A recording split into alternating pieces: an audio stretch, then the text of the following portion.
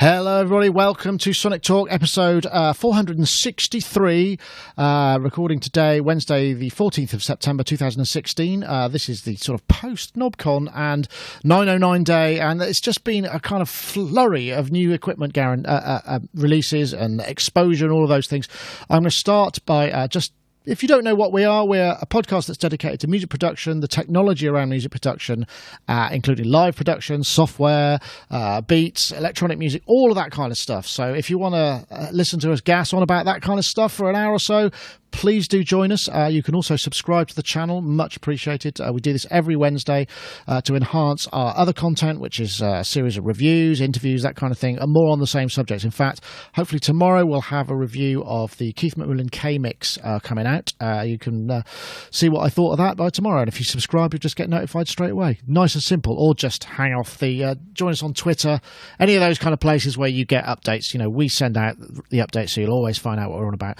Want to say thank you to our chat room. Got a nice fulsome chat room over at Sonicstate.com/live. That's our own little IRC chat room we've got. But also, if you're watching via YouTube Live, we welcome you because there's a chat room there as well. So you've got two ways of doing it. Like I say, I do try and keep up on both of them, but it's not always easy when I'm producing and presenting. So excuse me if I miss your comment. Anyway, I also want to say thank you very much to our show sponsors, iZotope. They will be giving away a copy of their excellent vocal synth, vocal processing plugin a little bit later on. That's probably about halfway through the show, so do stay tuned. Anyway, let's get on with the show. So we'll start off by saying a quick hello to Mr. Richard Hilton over there in Connecticut. Rich, back off the road for a little while with Chic. When he's not on the road, he's generally in the studio with Nile, so pretty much 100% Nile Rodgers kind of existence in terms of your professional musical stuff. I'm sure you do other stuff. That's a massive generalization. How are you, Rich? Are you well? Very well, thank you. Excellent. I'm very glad to hear that. Have you been away this week? Yes, because you didn't make it last week, so you must have been on the road, right? I was in Rome last week, performing with a 60-piece orchestra in a public square to a very large number of people. I remember you saying about that, and that sounds awesome. So yeah, it was. It was fun. Did they dwarf the dynamics of an electronic band, or were you able to kind of, because that's a lot of sound to try and get together into one PA system, right? Yeah. And from the sounds of what I heard on stage and from the sounds of what I hear from the videos that have appeared, they did a great job. Excellent. There were a number of people involved in the mixing, obviously. Was it broadcast? Yes, it was. I wonder if we'll ever get to see that. That sounds like... I can imagine the sound of all those strings happening on some of those Nile Rodgers tunes. Must have been a joy to behold. Did they get all of those... Because they're very specific articulations, isn't it, for the disco strings? Did they embrace that? They did a very good job. And we had a day of rehearsal the previous day to work out any articulation issues or whatever, but they were really close as soon as they got there and only got closer by the time of the show. Excellent. Well, it's the sort of thing, it's like Beatles songs, isn't it? Everybody knows how they go, and I imagine if you're a string player, you must know, like almost instinctively, like from osmosis, how to do that sort of stuff. Anyway, Rich, thank you very much for joining us. We've also got Mr. Suit and Tie Guy, fresh from Knobcon. Hello. In fact, I've got a picture of you here, which I really, really like. This is the mayor of Knobcon. That's an awesome sash there. I like that. So... Knobcon, obviously, just been. Have you not seen that one? Is that a new one? I like it. No, my friend Nathan took that, I think. Yeah, that's Nathan Hearn. Security guy. Excellent. So you've been basically you're just back from Knobcon. I guess it's kind of quite local to you. I don't know whether it's a long drive because I know you zoom about all over the place with your equipment, so it may or may not be close. Well, Knobcon takes place outside of, basically in an area that we call Chicagoland, which is, the greater Chicago area. I'm halfway in between Chicago and St. Louis, so Knobcon's only about like two and a half hours away.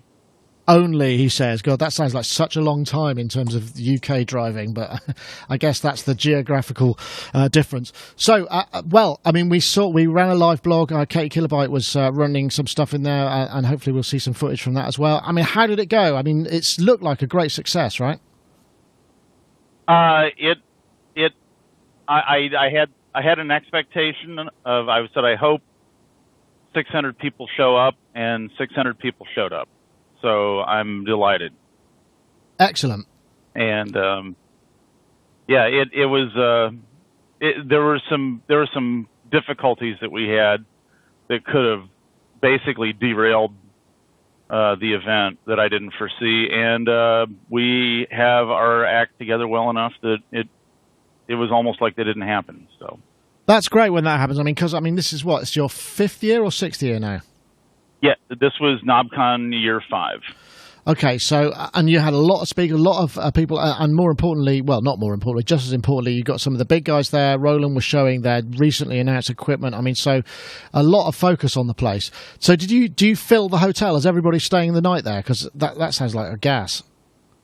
Yeah. Most of the participants do actually stay on site or they're local, you know. We sold plenty of room nights. We did 125 more room nights than we did the previous year, so that was good.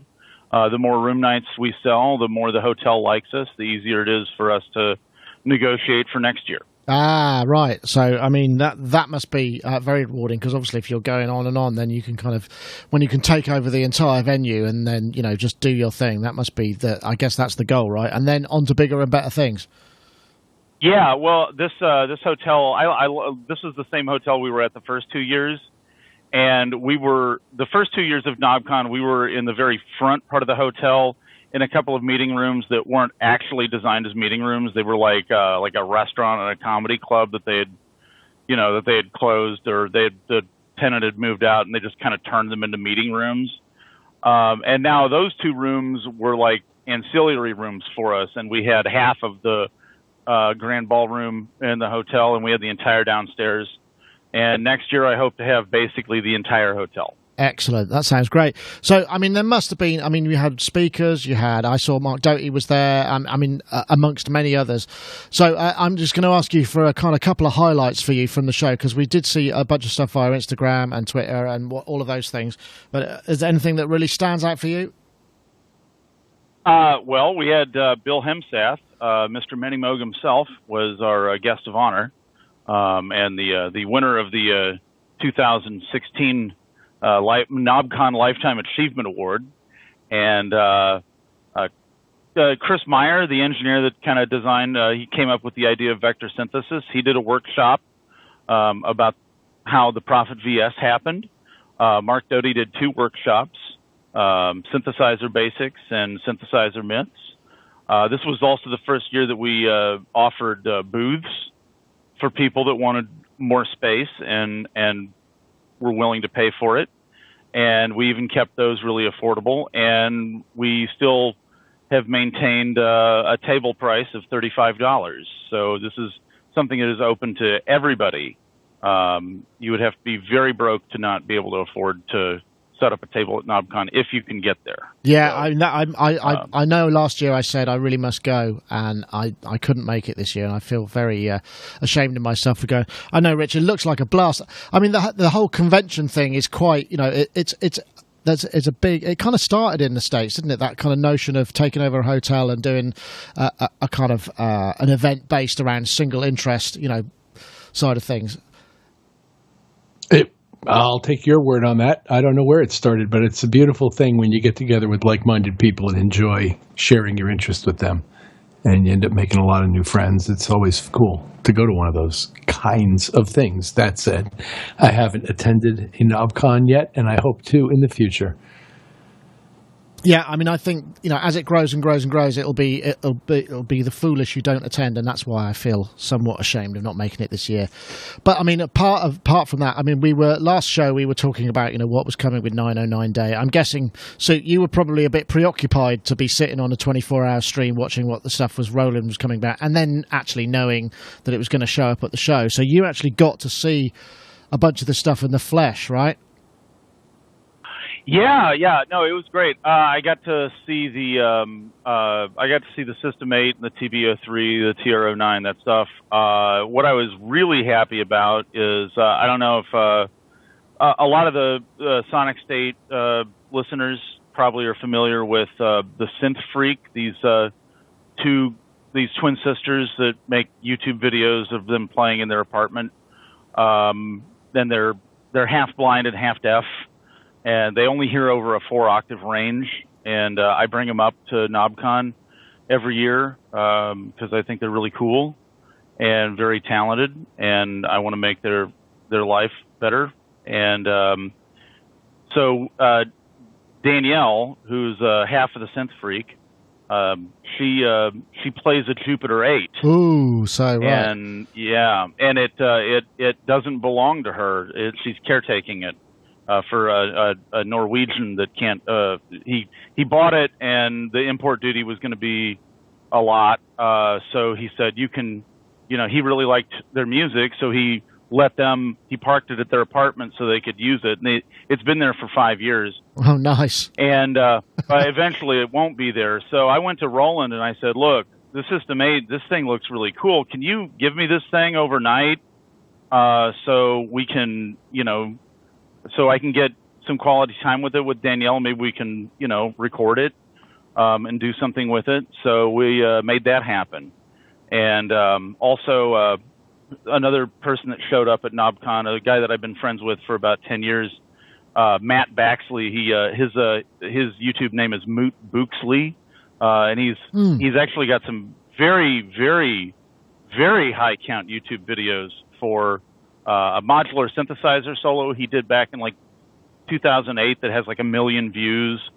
Wow. And a lot of talkbox videos. And he showed up, he just knocked on my door and came in, and Danielle and Matt and I had a jam, and Matt was playing finger drums on his iPhone, and it was an incredible experience, and I can't even believe it happened.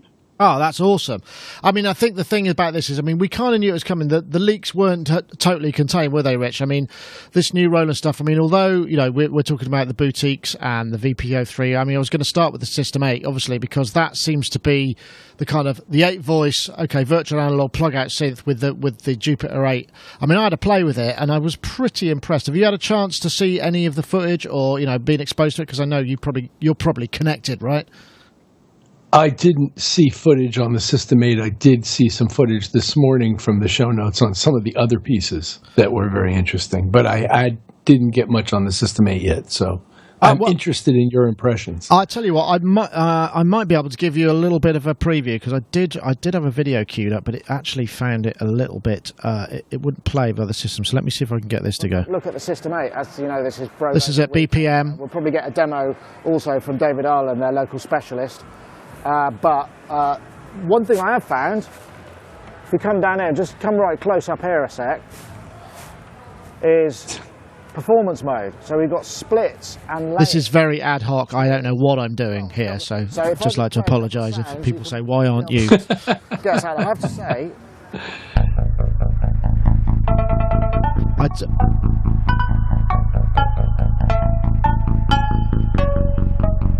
I'll tell you the one thing that I felt at the time was I was really astonished at. I can hear them in these buds, which aren't very beefy. They're really got a lot of low end in that signal, which may or may not be a good thing. Better to have it than not, though, I feel. These are performances rather than memory. Let me take that out of there. Oh, I seem to have zoomed my screen without inadvertently. Right, let me just stop that. Well, basically, so the System 8 seems to have two oscillators plus a third sub-oscillator, which I think will follow the wave. And it's also got, you could split the thing into 2 4-voices. It's got 3 plug-outs slots. Comes with a Jupiter 8 model. Will come with a Juno 106 model. The one I saw there didn't have one. I don't know if you saw one in the States suit. Or was yours just the Jupiter 8 as well? Yeah, you hit the plug out 2 button and it says Juno 106 coming soon. Yeah. So, what were your impressions about it? Because I know you got your hands on a couple of new things. Because I know the DeepMind there was there as well, which I saw you incorporated into one of your performances. But yeah, I want to talk about the System 8 first, since that's what I spent the most amount of time on. We had it.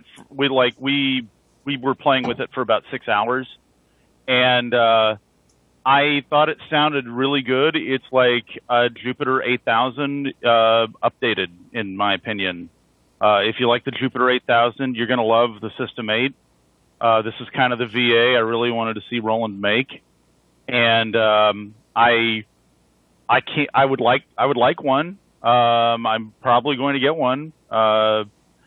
It has a couple of features that I really enjoyed, which are actually that it has a polyphonic step sequencer, which is extremely easy to use. You hit the stage.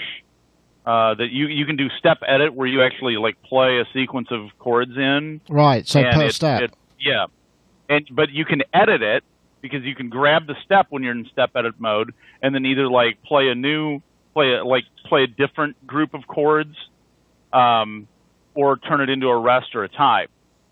Now, what makes this really exciting for me is that the System 8 has a trigger input on the back. Okay, so a lot of my music that I do live, it relies on a Juno 6 that's being triggered from a trigger sequencer in my modular. Now I'm thumbing to my back, even though the modular is not there. I just kind of always feel like it's there. Anyway, so the idea of being able to use something like this, okay, but being able to interface it with my modular and like possibly use it in place of my Juno 6 is extremely exciting. And the only one of my problems with it, and I am going to talk about my problems with it, is that the trigger input advanced the step sequencer, but in whatever build of the software I was using, it did not advance the arpeggiator. I would like to know if it is supposed to advance the arpeggiator. If it doesn't advance the arpeggiator from the trigger input, that would be a gigantic mistake on Roland's part. Another thing is we actually had, and you've seen I think that you've seen the video of this, is we had the Jupiter 8 and the System 8 actually facing one another. So we were able to, like, do a bit of AP, yeah. Yeah. And I actually thought the filter sounded, I was pretty impressed. I was pretty impressed. It's interesting. Yeah, carry on. Well, I was the resonance.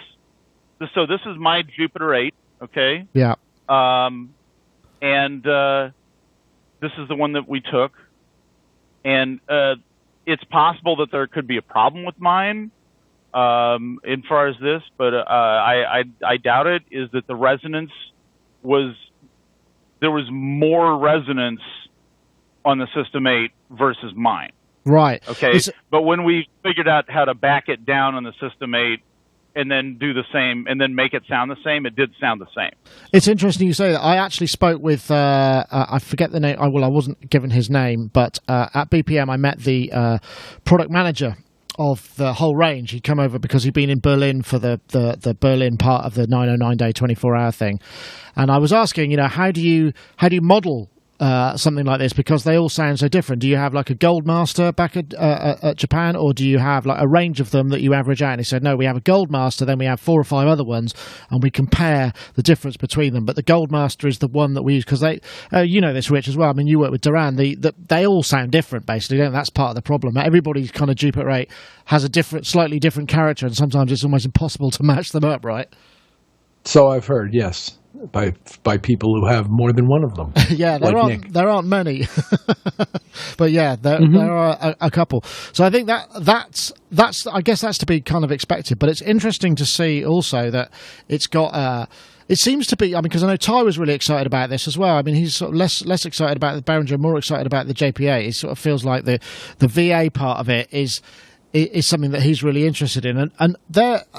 I don't know if you've seen the spec, Rich, but it's actually really quite impressive because it's got a bunch of effects on board as well. And each of the effect, it's basically like having 2 4-voice systems, but you can link them together and have 8 voices, or you can have different plug-outs in each one. The other thing that I saw that was really cool, as well as the 3 plug-out slots, there's an SD card on the back. And the SD card will save setups, but it will also save additional plug-out slots that you can bring in from the SD card without having to do that via the computer. Because I don't know, Rich, if you got the chance to play with the System 1 at all, which was actually kind of fun, but you had to hook it up to a computer to do all of that, to get the new plug-outs in. So it made it a bit more kind of, take it home or take your computer on the road. which you don't want to do that between songs, right? I would imagine. In my own show? In the show we do? No. No. But I could see doing it in certain kinds of presentations. Yeah, I'm a little behind the 8-ball on the gear thing because I've been on the road I can much of the year, and I haven't touched a lot of this stuff. So I'm keenly interested. Cool. Well, hopefully we'll be able to inform you more because, like I say, I saw it. So, Soup, do you think the kind of basics are fairly similar? The oscillators, that sort of thing. The model on the JU8 that I checked was pretty good. I mean, it was missing some of the highs and lows, but these have got 96K audio, haven't they? Which I think the boutiques, did they only go to 48, or was I wrong about that? I may be wrong. Yeah, I believe that the boutiques are lower resolution, but that's. I have no proof of that, or I think maybe the one thing I did find is they've built a new custom chip, so the DSP chip inside the System 8 is a higher resolution, so they can do is 24-bit 96 as standard, and it goes via IRA-Link into at the moment the MX1. But with all of these things coming along that you can feed the audio out via USB, I'm guessing there must be room for another set of mixer products or whatever. I was surprised to only see one LFO though. Did you get a chance to check out these LFO modes where they're supposed to be a virtual second LFO? No, I was actually too busy learning about the other aspects of the synthesizer, just how to how to use the step sequencer, and we I saw the trigger in. I didn't know what it did. And so I got a cable and connected the gate out of my PAL here into the trigger input of the System 8. I programmed some chords into the System 8, and then Danielle played a key on the JP8, and she stepped through the chords for me. And it was pretty neat. Nice. So, I mean, the other thing that obviously we heard on 909 Day was the TR909. And again, I saw the 909 and the 303 and the VP03, which maybe we'll talk about in a bit. Did you get? I mean, you kind of got a bunch of old drum machines, and have you got a 909? Yeah, Well, let me. Do I have a 909? Yes, there we go. I have a 909. I brought all the Roland stuff out into the shot for the show. This is my 909. This is my 808, the 727, the 707. My live keyboard rig has a case that I call the Hot Mix 5 that was designed to hold Corgi SX and the 808 and the 909 and the Juno 6 and a Zox box. And I liked the TR8 enough that I now have 3 of them. Right. And I am leaving these the antiques in the studio now. Yeah, well, that makes sense because you take the whole lot on the road. So, okay, I mean, everybody... People always say, don't they, 909 emulations are never as good. I mean, I don't have a 909, so I can't tell, but I'm guessing you must have had a chance to look at the new boutique TR09. Yeah, actually, the TR09 is the other thing that I did play with because we also had it in the room as well. And I thought it was really, really neat. I didn't think it sounded any different than my TR8. I'm still going to continue to use the TR8. Right. But what's really neat about the TR09 is that the operation of it is almost identical to the 909, except it fixes the biggest problem with the 909, which is that you can't go from pattern write mode to pattern select mode without stopping the sequencer. And now they've fixed that. After what? How many? So was that 35 years? I refrained from mentioning how long it took to fix it. Geez, you'd think they could just release a new OS for the 909, right? I would have paid money for that. I'll tell you. So, and I mean, I guess the thing is, I mean, from what I saw, the other thing that was really cool about the TR09 is it's got a little trigger out. So before, like with the 808, you use the cable or the rimshot output to clock gates, but it's got its own one, so you can fire it into other kit. Because I mean, that's the classic thing, isn't it? It's like Trevor Horn started out, all of those, everybody started out with an 808 and a trigger output, and the 909 is no different, really. I mean, I guess the rimshot was used for that. I'm guessing, the thing about drum machines is you either need them or you don't. And I don't know. I'm imagining sometimes, Rich, you're not looking for the perfect 909 sound, but, I guess the cuteness of it is a factor with this. It does look really cute. It's gorgeous. That's the thing with Ty was saying. I have to have them all now because then I have the set. I mean, are you tempted by any of these boutiques yet? I might be. I'm even more tempted by some of that new product that they were showing. But the boutiques looked really cool, and I really liked the way they sounded in the demo video. And boy, that guy gives good demo.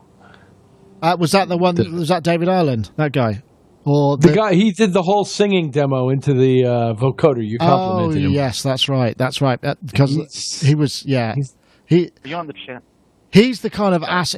Because he was doing the System 8 stuff for the System, the System 1, the IRA stuff, and the boutique stuff for a while, and it was very acid. I mean, I thought I couldn't speak for the TR-09, but there's certainly the TB-03 definitely sounded better to me in terms of I'm not a 303 nut, but it sounded much more present and realistic, and that was one thing that was kind of cool as well. And I guess if you need the 303, then that might be your best. And it's bigger; it's actually larger than the original, which is an unusual. So I don't know how do you deal with that? So when you make something that's actually bigger than the original, what's that? That's like that maxifying. I don't know. What would you call that then? So did you see the 303? I saw the TB-03 on the show floor, so we didn't get any bedroom time with it, so to speak. But I did see that it has a feature that I am extremely pleased to see, which is that it has a trigger input. Yeah. And so you can write a 303 line, and then you can step it from a trigger sequencer, like my trigger mini store trigger sequencer. For acid lines right now, I'm actually using I'm using a Arturia key step, right? With a MAM MB33 Retro that replaced my Zox box, right? And I'm making the best acid lines of my life. They're great because I can, with the key step, I can program a sequence in real time, and then while it's running and while it's being triggered by the modular, I can add and subtract notes from the end of the sequence, so I can work in a very dynamic fashion. The guys from Arturia were really, really pleased to see that in my set, and actually directly complimented me afterwards. It was really flattering. Excellent. Well, that's the thing, because obviously the 303 only has it. Can you get up to 2 bars in it, or is it just 16 steps? I can't remember the original. It's probably just 16 steps, so that's why you get that repetitive thing. But as David Ireland pointed out, when you take a trigger out from, say, the TR-09 and just advance it based on certain triggers, you can actually, divide and randomize the pattern really well, which I think worked pretty cool, worked pretty good. Yeah. Yeah, that kind of dynamic interaction is something that I've been working with for, even before I was using a modular sequencing system. I was using, I helped develop numerology, and I did things like that in numerology. And then, then I went on to do it in hardware, with the Juno 6 and the trigger sequencer. And I can't imagine life without that for me. The sub 37 I'm sure you could imagine like day-to-day life, but maybe not musical life, right? Well, yeah, not the kind of music that I make, not the way that I do it. I was the Deep Mind also can do this. Okay, so I actually I sent an email to Peter over at I think it was Peter. Is that the chap's name? Over at Midas? Yeah. Yeah. And I said, hey, you guys are coming to Knobcon. I'm really excited about this. Can I play the Deep Mind during my set? I'm just going to pull the Juno out and put the Deep Mind in its place. And they said, yeah, sure. So they showed up like 30 minutes before I played. Oh, excellent! That's actually. Can I ask you to hold that? Can I ask you to hold that thought? We're just at the point where it's good, where we could just have a quick break and introduce a word from our sponsor. So that sounds a bit crass to stop you mid-flow, but I could see that we were going to head off into that territory, which I really want to talk about. I want to give it enough time. Okay, so let's just have a little word from our sponsors. It's always nice to hear from them. There's Isotope, of course. We'll be bringing you the news about vocal synth.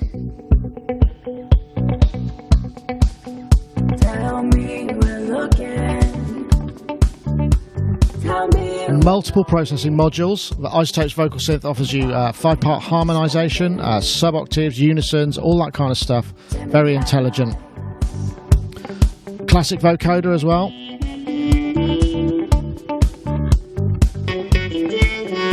These are all separate modules, so you can mix and match. CompuVox, which is more like, I guess sounds a bit more Sennheiser. Talkbox, as I say, without the dribble.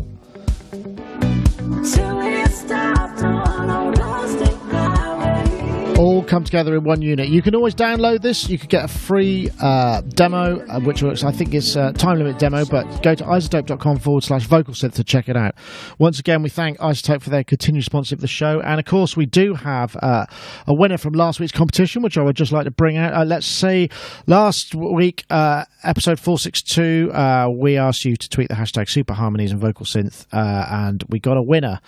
And the winner was a chap called Dylan Buckle. As you'd expect it to be spelt, his Twitter handle is @DylanBuckle1, and he tweeted Super Harmonies and Vocal Synth to Isotope Inc. and Sonicstate, and he said, "Vocal Synth, the digital harmony army, come on, trooper, these harmonies are super." I thought that's pretty inventive. You actually put a little rhyme together, which is awesome.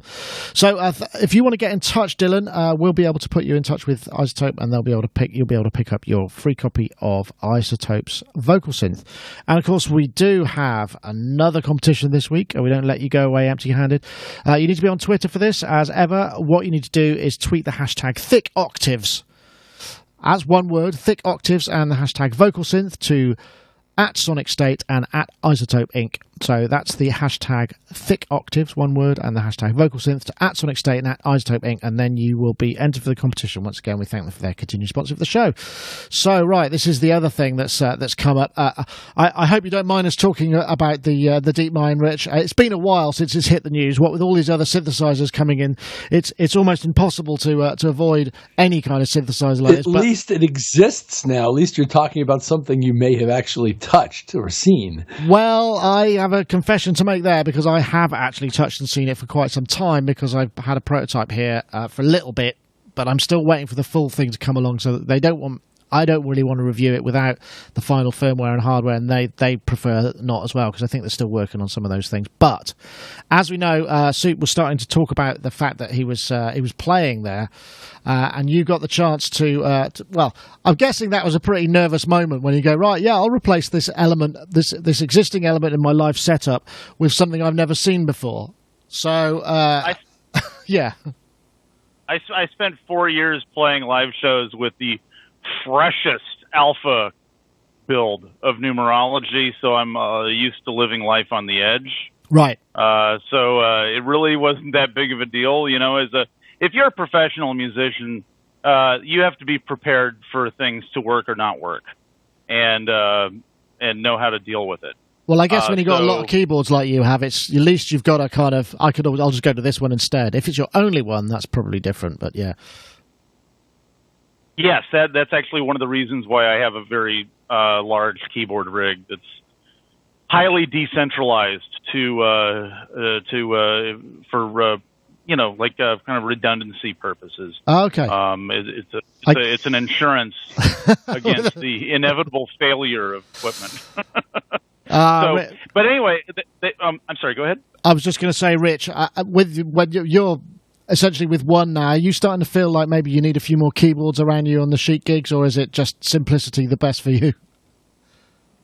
I'm not like staunch about any of it, but I'm quite comfortable doing the show we do now on two keyboards. Right. Oh yeah, because you have one on top as well, don't you? I forgot about that. Yeah, it's pretty well choreographed across the two keyboards. Yeah, doing it with one would be really hard, right, but doing it with two is cool. So yeah, so they both have to work, I guess. But yeah, that's. But for example, if I needed to do any actual live synthesis, these romplers I play are not well suited to that, and so there would need to be a third keyboard for me to do that on if it ever came to that.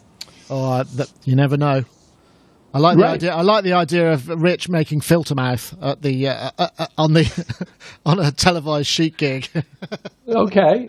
Well, I will. There is a vocoder break in our show now, but it's handled by the other keyboard player very well, by the way. Well, we should mention the VPO3 at some point. But for which he's using a JDXI these days. Oh, really?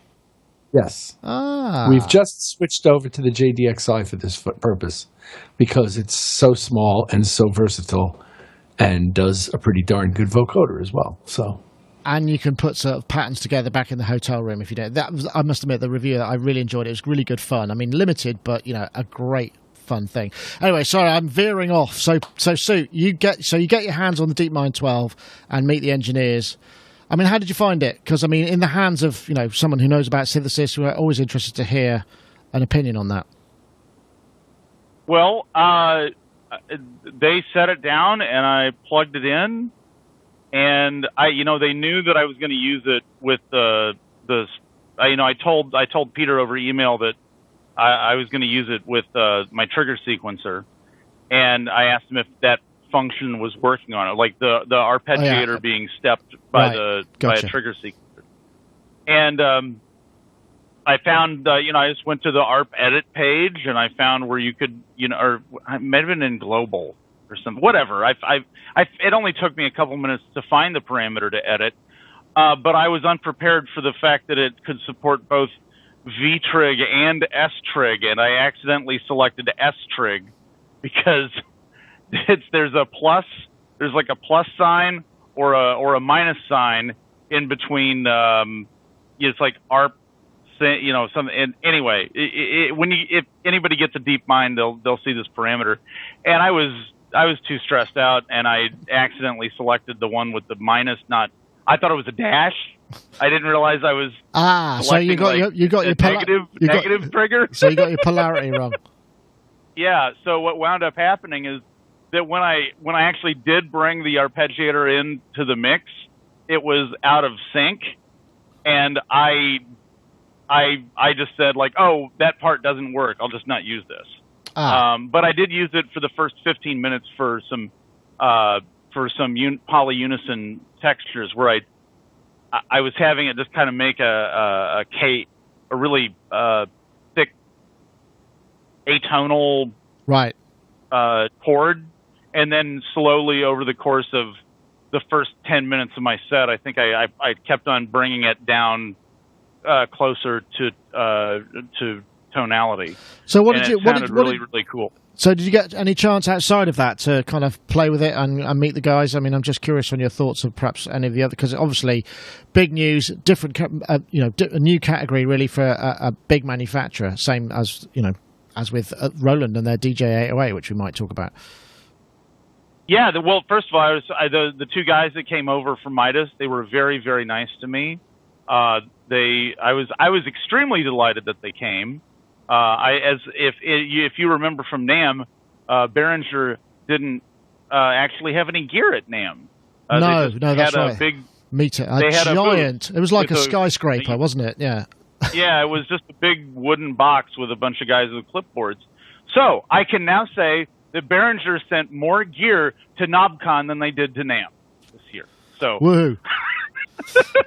Excellent. But I did get to spend about 30 minutes programming a pad for them downstairs. I spent 30 minutes with it on Sunday afternoon when I was doing my walk downstairs. I was so busy at Knobcon that I didn't even see the second exhibit hall until Sunday, and like a third of the people had already left. And I got to figure out how I do something about that, because it's kind of rude when people do that. Delegation. So, Delegation. Yeah. So I spent some time with the DeepMind on headphones and going through the different menus and parameters and whatnot. And I thought it sounded really good. It's another thing that I really want to get my hands on.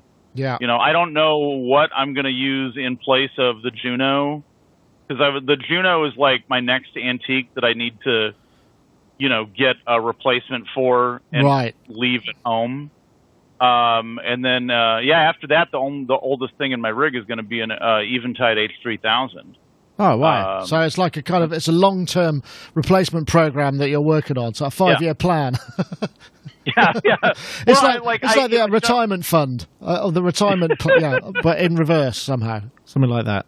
Well, the reason I started, the reason I built the case with the 808 and the 909 and the Zox box and the Juno is because I wanted the learning experience of putting myself in the driver's seat of the gear that the people that I listened to that made house music in the 80s, what gear did they use? And then you spend time with that, learn its quirks and like why they might do certain things or whatever. And now that I spent like, I don't know, like 6-7 years with the 808 and the 909, well, I can use TR8s now because it's like, I still like those sounds, but I like how the TR8 allows me to go a little bit beyond them, but still stay in the neighborhood, so to speak. Yeah, I got you. Which is actually a perfect time to play this. Which I think if we've got... there should be a video on this. Maybe there isn't. Oh, that's annoying. None of my videos are playing. Hey, Nick. Here we go. Hey, Nick. Yes. Hi, how you doing? So, product manager for the sort of Serato / Roland side of things, which we've had a very exciting 48 hours, 72 hours. This was just a talk with the product, but he's the product manager for the new thing. This is the DJ 808. This is a totally new product category for you guys, right? Yep, new product category, new product, born out of a collaboration between two strong brands. Roland, obviously the iconic musical instrument manufacturer that we all know and love, and the leader of digital DJ, Serato. You got the message in there, nice, very well done there, I thought. Brand new product, the DJ 808. I'm not going to get all the demo stuff, because I mean, we know basically, you know, the sum of the parts is what makes this very interesting, isn't it? Right. Because we've got essentially some of the guts of a TR8 right. IRA drum machine, right? Well, it has some of the guts, and then it extends upon that. So it has the TRS sequencer, so you get all of the bass drum, snare drum, closed hat, open hat, and you can select either 909. Right, I'm not going to play all this, but when I was talking this, because basically they've, you know, as with many hardware manufacturers, they team up with one of the DJ side of things, and they've done it with Serato, and this is their first foray into it, and they've really gone for a big kind of bold statement. You know, it's a massive, great thing. It's quite weighty. It's quite expensive. It's a flagship product. But the thing that I thought was really cool, I don't know if you agree, Rich, the fact that it's got this sort of MX1 capability. You can plug host USB stuff in from the IRA range, IRA link, so you can bring those in. It'll clock from incoming stems, which could either be, you know, records, or what we loosely call records, or your own stuff. And that's the thing that I thought was pretty interesting. It's got a kind of quite a crazy... It's starting to be like, that could be the hub of a production rig, right? Or a live performance rig. It really does. Incorporating the analysis portion, the beat analysis, into the connectivity aspects is really fascinating. And the fact that it's got a drum machine on board that you can use either as a step sequence drum machine a la the Roland Measure, or with pads where you play in a la post Lindrum behavior, and have all of that occurring in sync through this device next to that crazy mixer they released last year, which also gets clocked. I mean, they've really created categories of products that didn't exist before, and it's really good that there are companies still around who can do that, regardless of the fact that they're huge corporations in this case. But this is exciting to me, this kind of R&D.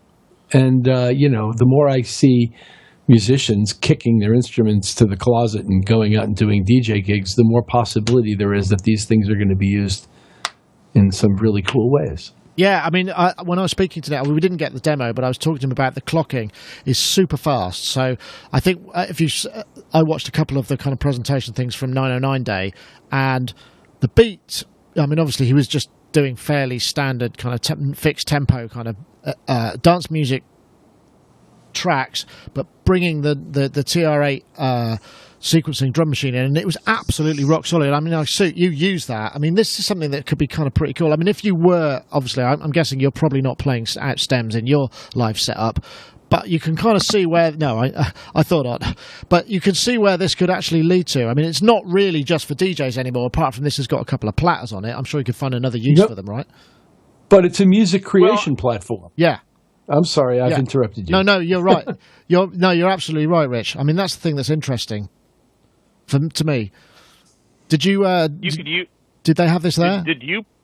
No, they did not have it there. Did you? Did they have it there?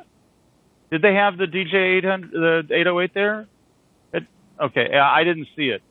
I didn't see it. I didn't even see it until your video, actually. And I'm curious, what aspect of this is hardware and what aspect of this requires a computer?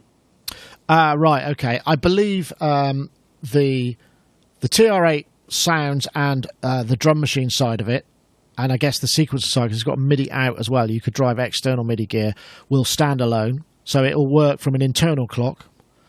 I think the VT, there's also a VT vocal processor, class processor in there, so when you plug a mic in, this again requires, so you can take the key from the incoming, Serato link, and all of the harmonization and stuff will kind of follow that, so it'll be kind of, in sync.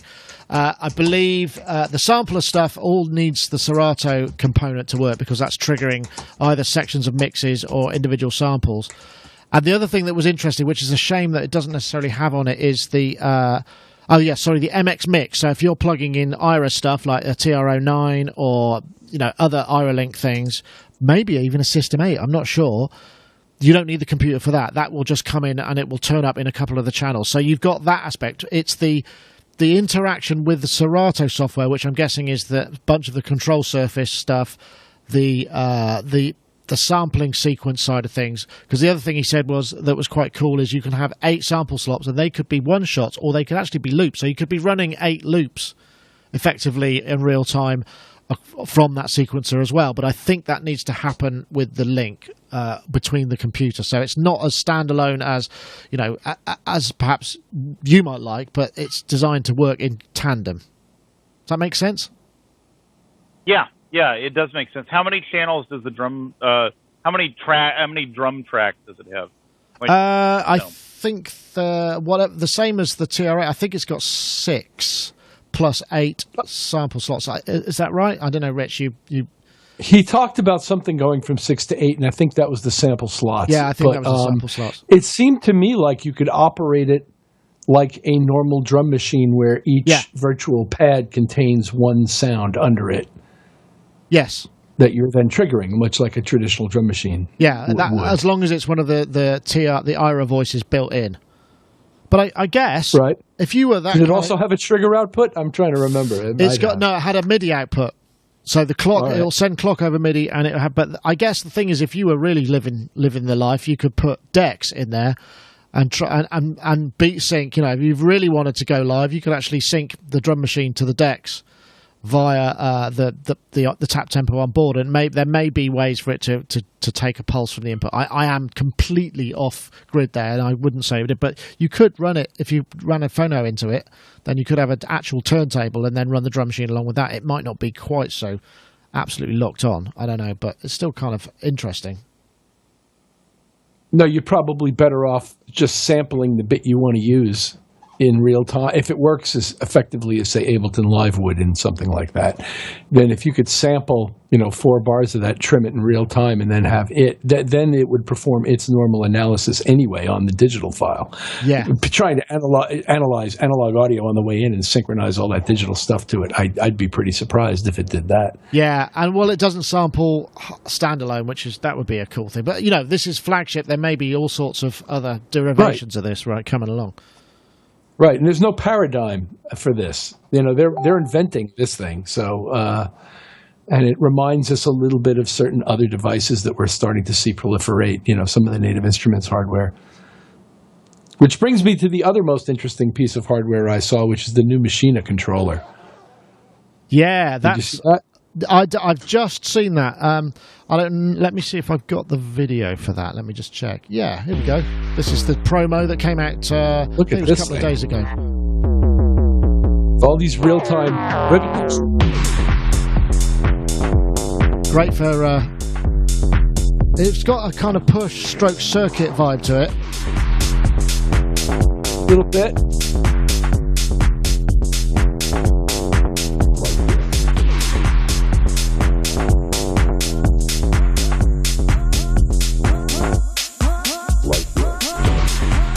I won't play the whole thing, but yeah, that's the new Maschine Jam, which is hardware that links up with the Maschine. Again, it's controller, it's not and it's got that kind of grid type of vibe, and it uses some of the same paradigms with using a section of the grid for voicing and a section for sequencing, that side of it. It's got a lot of stuff going on there, and I'm guessing if you're in that world, this is another great vibe. So what was it that caught your eye then, Rich?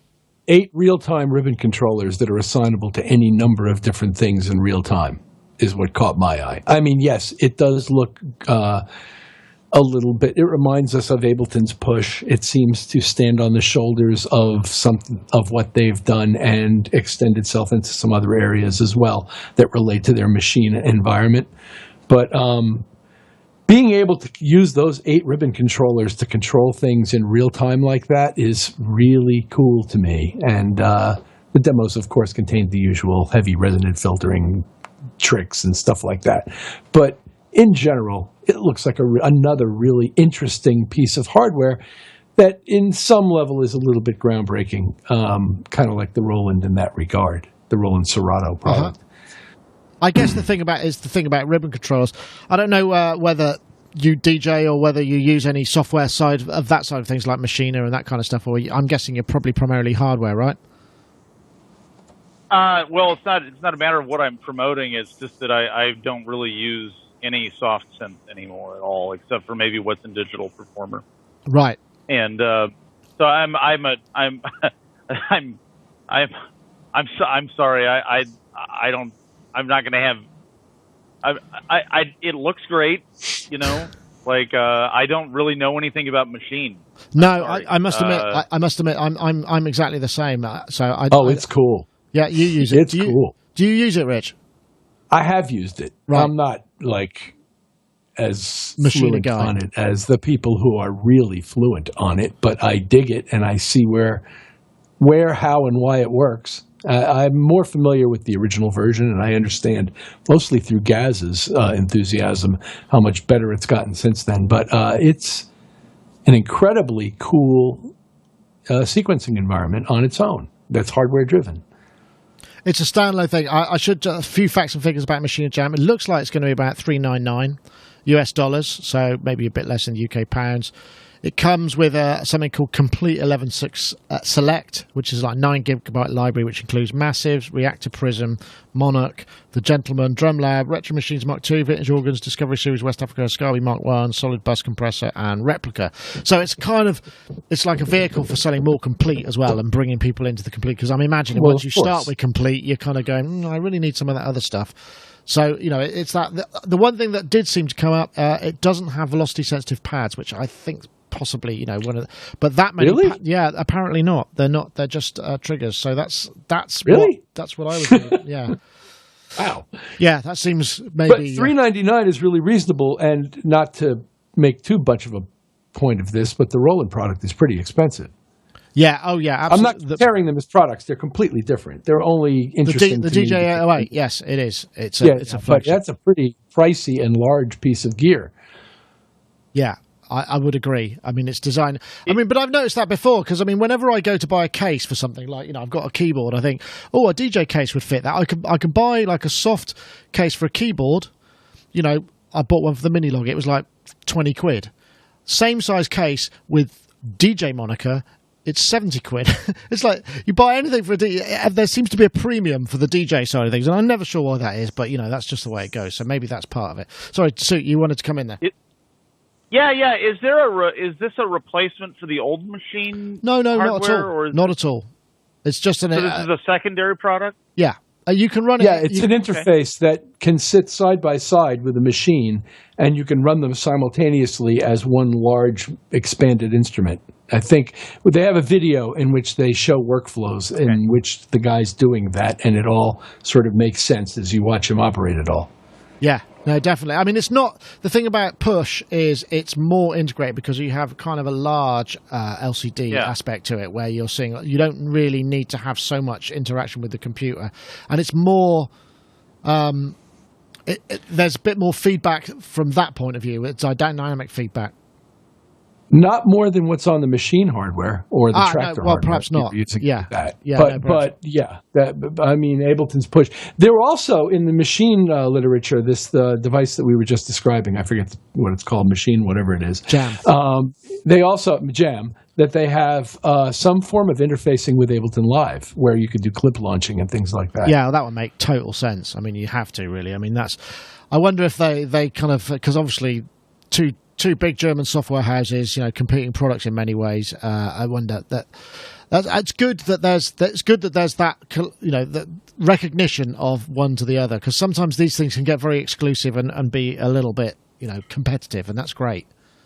Well, it's interesting that their products fall into different primary categories. In other words, Native Instruments doesn't actually primarily sell sequencing and DAW software, although Machine could be called sequencing software if one wants to. It's sort of in a drum machine-y kind of format, but it's basically a big, expanded, exciting sequencer. But Ableton is a whole other planet, and then that crosses over towards Bitwig and, Yeah, no, absolutely.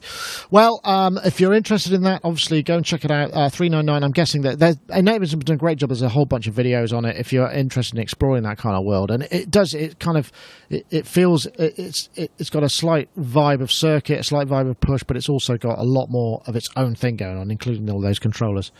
So we're heading a little bit close to where we would probably call it a day. I just wondered what you. I don't know, Sue, whether you're a Mac user or whether you get stuck in all of that kind of. I guess if you're not using a lot of software, so if you're using DAWs, are you running that on? If you're running on Performer, you must be on a Mac, right? I'm guessing. Yes, I am a Mac user. Well, you may be pleased to know, or not, that there's a new OS coming out, which I think what are they calling it? They're calling it rather Sierra. Mac OS Sierra. Mac OS Sierra. 10.2. There's not an X to be found. No X's, yeah. So there's a different naming convention, and obviously Peter Kern's written a great article on this actually, which is. The news is that there's been a lot of problems with El Capitan, which is 10.10.11, 10 and above, wasn't it? Which some people. That seems really unfair to me. Right. They found a niche of people, tiny little niche of people who use one particular hardware product that didn't work straight out of the box with an operating system that it didn't claim to be compatible with. And this whole thing is built on that. Well, is it? I mean, I thought that there was some Native Instruments. Yes, it is. I read the articles. Well. Right. I read up on this when I saw this guy's article because I was like, really? I've been using Sierra for a while now, and I had used El Capitan before most people had, and I've been running DAW software and all of this stuff, and I'm not really suffering. Right. Okay. I think there's a tendency to want Apple to fail right now because everybody wants to feel justified in their sense that it was Jobs all holding it all together in the first place. Yeah, I'm serious. I can dig that. I think there and might not be only that, it extends to the reception of iOS 10. It extends to the reception that is being heaped upon this iPhone 7. And then it also extends in some level to the complaints about the kind of synth hardware that's being released right now. Like, if every single day doesn't bring some sort of enormous groundbreaking event, everybody's failing us. And I just think that's insane. Yeah. What do they call it? What's the curve when you get it's the law basically when you just get the speed of change gets so fast that it just becomes almost impossible. Moore's law says that the cost and the size will inversely, one will double while the other one halves over the course of some short period of time. But in this case, I don't know. I read up on this El Capitan thing, and like I said, I could find a thread of early adopters who tried to make it work with a piece of hardware that wasn't specified to work with that operating system. Now, it took them a while to catch up to making that piece of hardware work with the operating system, and I'm sympathetic to those people who were in that, those 50 people who were in that boat. But the whole thing then gets built up into this, enormous, El Capitan's obviously a crap operating system then. Well, no, it's not.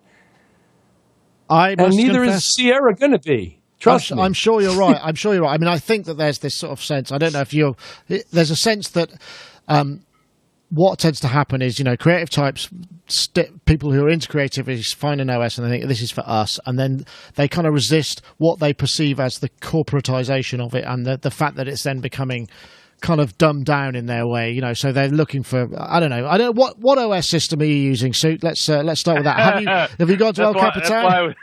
That's why I was smiling earlier. I can't wait to tell you guys what software I'm using. Okay, so my main work computer is a 2006 Mac Pro. Okay. With 10.6.8 because I'm still using Adobe Creative Suite 2 in Rosetta. Okay. Nice. And my laptop is 10.8, and I refuse to update it, which means that I had to have Enrique from Novation update my circuit at Knobcon because their updater doesn't work unless you have 10.10 or 10.11, and I didn't want to download 6 gigabytes of OS just so I could update my circuit. Yeah. And so like this is one of the reasons why I use hardware and why I'm scared of things like Maschine that are kind of hardware but also need software to work, is that Apple is this company that basically they have a severe mission creep problem where they have a good idea and they start working towards this good idea, then they hit perfection and they can just stop and then they keep going, and I cannot deal with, I don't know, whatever. I don't know how I'm going to continue.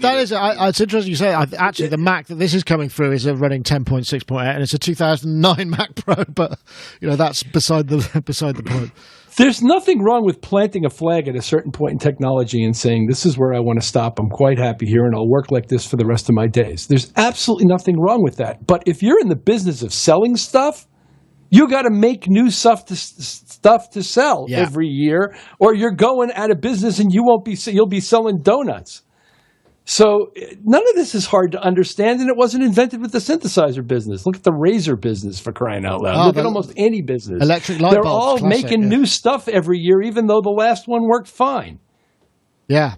Right? Am I right? Yeah, you're right. It's sort of there's that famous story, isn't it, about the guys who made light bulbs in Germany in the 1920s, and then their light bulbs lasted like years, and then they realised that this was really dumb because everybody had a light bulb, and the only time it would break is if someone actually had an accident and broke it. So they decided to start making them, and this is well documented. They decided, they got together with all the other manufacturers of light bulbs. They got together and they said, hey, you know what?